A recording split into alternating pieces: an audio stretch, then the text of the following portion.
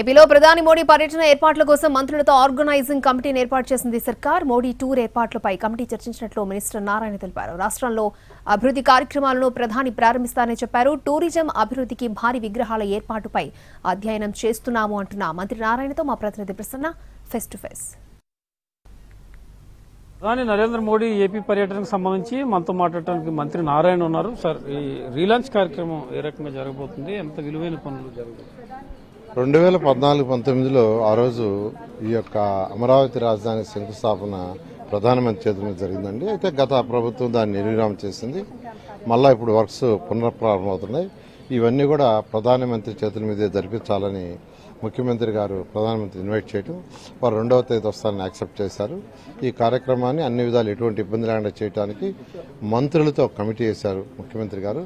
ఆ కమిటీ ఈరోజు అధికారులతో అన్ని డిపార్ట్మెంట్లతో కూర్చొని చాలా డీటెయిల్గా డిస్కస్ చేయడం జరిగింది. వాళ్ళకి ఇన్స్ట్రక్షన్స్ ఇవ్వడం జరిగింది. ఎంత వాల్యూ ఆఫ్ వర్క్స్ ఆ రోజు శంకుస్థాపన కానీ ప్రారంభోత్సవాలు కానీ జరగబోతుంది సార్?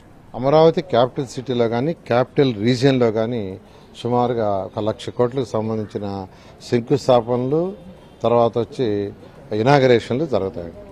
ఎవరెవరు సార్? ప్రతిపక్ష పార్టీలు అందరూ ఆహ్వానితులైనా ఇందులో మినహాయింపు ఏమైనా పెట్టుకుని ఉన్నారు? ఇది ప్రభుత్వ ఫంక్షన్ అండి, అందువల్ల ఇందులో అందరిని ఇన్వైట్ చేస్తాం.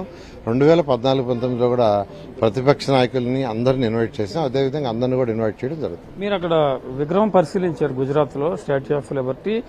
ఇక్కడ అమరావతిలో ఎవరి విగ్రహాలు ఆ తరహాలో నిర్మించడానికి ప్లాన్ చేస్తున్నారు? అంటే 2014-19లోనే ఎన్టీఆర్ స్టాచ్యూ పెట్టడానికి యాక్చువల్గా నిర్ణయించామండి.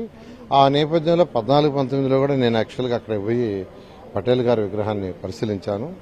అయితే ఈ లాస్ట్ 6 yearsలో వల్ల అనేక డెవలప్మెంట్స్ చేశారు. అంటే అక్కడ టూరిజం సంబంధించి అనేక గార్డెన్స్, సఫారీ అన్ని చేశారు.